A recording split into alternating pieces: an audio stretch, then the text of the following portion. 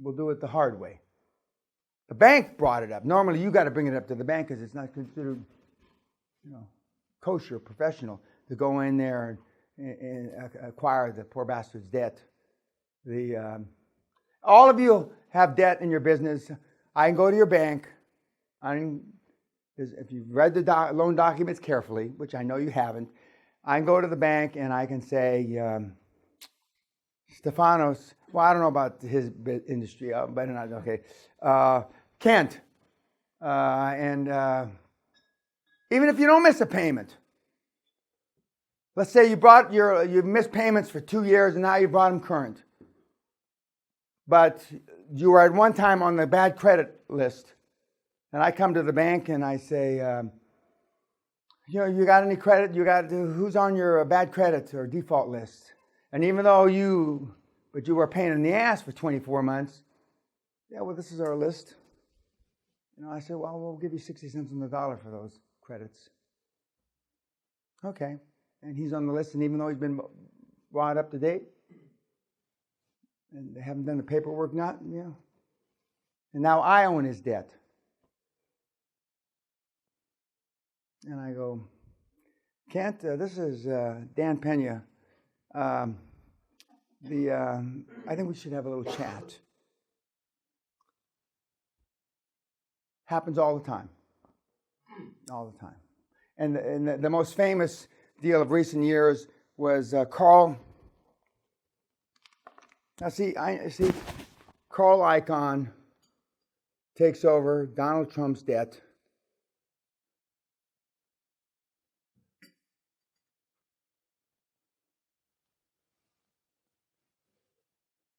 Because Mr. Icahn, I don't know if Mr. Trump didn't like each other. I don't know if they like each other now, but they do? Yeah, because there was some media on him selecting Icahn as his treasury secretary. Okay, well, but that was 10 years ago, and so you can take debt away. Okay. Do's, don'ts, how to get others to write your business plan. I told you about that. Who is necessary and how to find and convince. We talked about that for your dream team. Creating, projecting the right perception. Perception is reality. We've talked about dressing for success, looking more successful than you are. The dream team gives you instant credibility. How do you create instant track record to your dream team? For those of you that have been bankrupt, for those of you that have been in financial trouble, whatever, credibility through the dream team. People do lend money and invest money with dream teams that have a financial, let's call it a financially troubled founder. Happens all the time. But the perception that you've been told, led to believe, or well, I don't know the right words, is that doesn't happen. That's bullshit. It does happen. But if you don't ask, you don't get. And your third uncle from Juarez who came over illegally, who went bankrupt in 1963, that's all they talk about. Or from Pakistan or wherever the fuck he came from, they talk about that. And they never talk about how he could have been resurrected.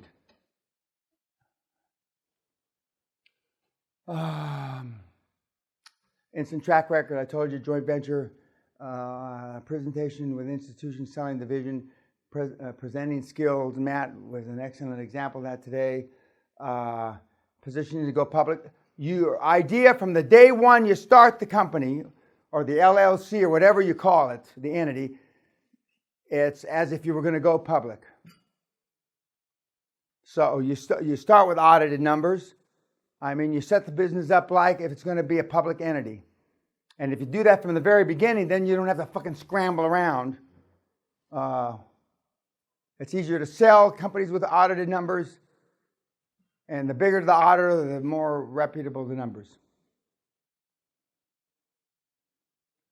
Leveraging banks against each other, IPOs. I told you about, I'll get back to leveraging in a second. Understanding and evaluating.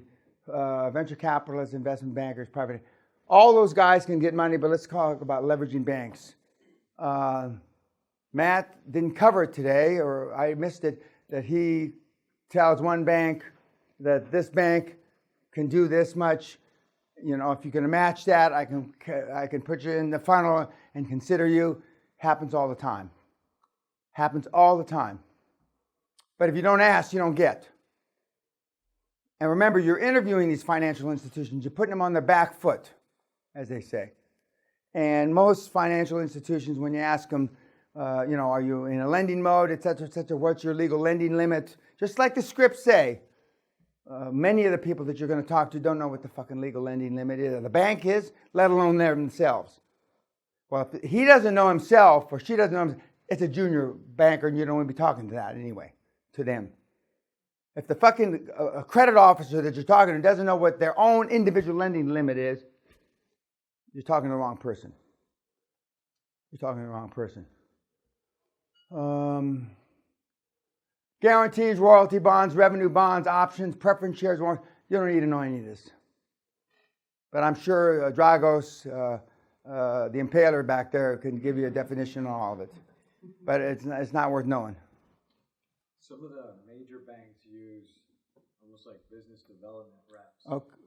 Okay. Centralized lending versus centralized lending meaning all the little loans come in and they go to a central facility and they've got reps like you're talking about. Whatever you can do, if you can find non-centralized lending that you're talking to a real banker, or in the old days you say a real bank manager, okay, that's best. But some of the deals, some of the banks are so. Bank of America has my experience. Bank of America, for example, in America, one of the largest banks in the world, has very few people that can actually make a loan anymore. They go through a centralized process, and the rep says, "I'll do the best I can for you, Chris," which means nothing. Okay. Secured versus unsecured. You scream, jump up and down, pound your chest, you want unsecured lending. Ain't going to get it, okay? The best lending is non-recourse. Non-recourse, YouTubers. Non-recourse means your deal goes down, Stefanos, and nobody owes anybody nothing. No collateral, no liabilities. It's the best of all worlds. It's better than multiple orgasms for a man. Non-recourse lending is few and fucking far between. The next best is unsecured, but somebody's on the hook for it. Either assets or cash flow. And then the least best, or the least good, is secured. Secured.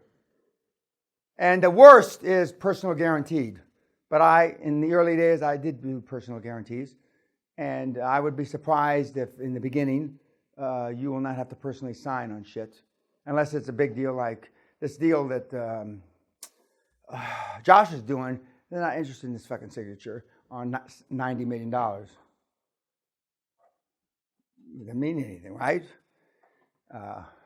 And before I forget, you're not asking your directors for money. You're not asking, I want your time, your influence, and your expertise. Although it appears that perhaps one of our colleagues here, one of the board directors wants to put in dosh money.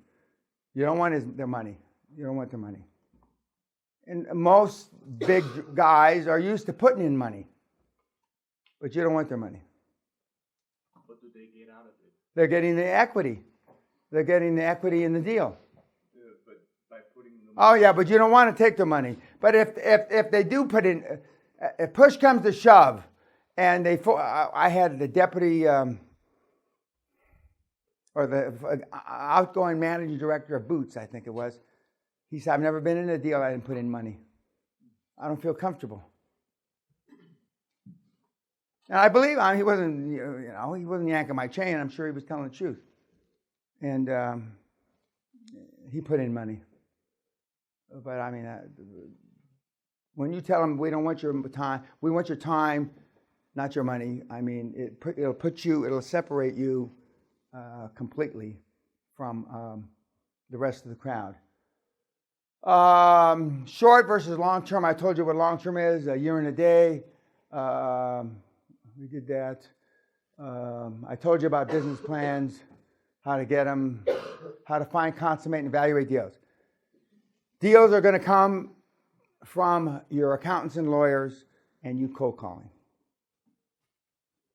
as Matt said. And he gave you the list of the various people he's called. Once in a while, you'll get lucky and your outgoing, your CFO will have a deal, and that's fine. But and the idea is to build up a stream of deals like Matt has. And when you have a funnel, I mean, that funnel will not come from your accountants, lawyers, and your directors. That funnel will predominantly come from your own hard work, cold calling, as he's already said. And how are the deals evaluated? Well, in his particular industry, he can evaluate them himself pretty much.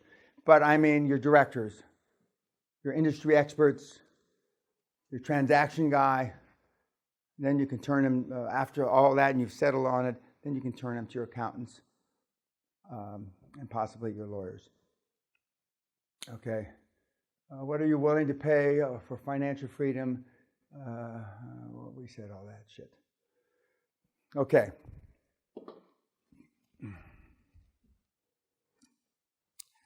As I said when I gave that presentation to the Geophysical Society, which is, I've told you about, I ain't had so much fun since the hogs ate my baby brother. That's the level of excitement I've had so far. Who's my 5? 6? 7? Okay. And we eat in tonight. Tomorrow we're going to go through growth. We're building to a crescendo, remember, at the end.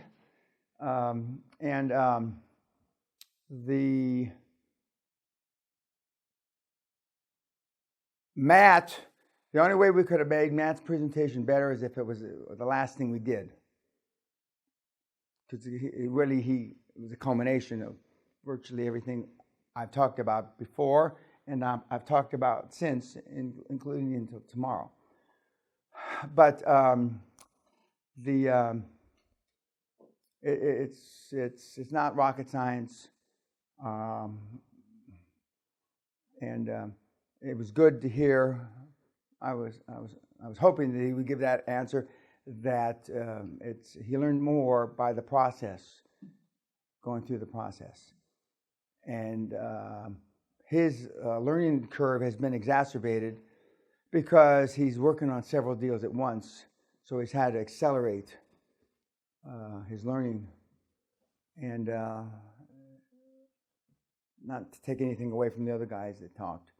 And it's, plus he's here, and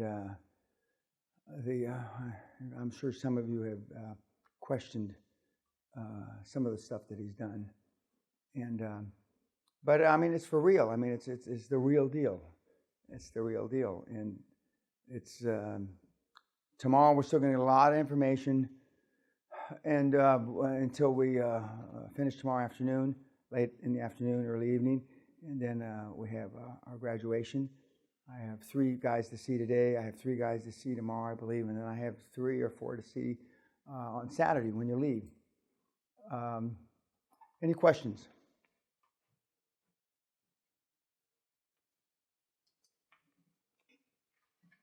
Okay, you got to see. You made them all smart, Matt. I mean, so it's hard to believe. Okay, YouTubers, thank you.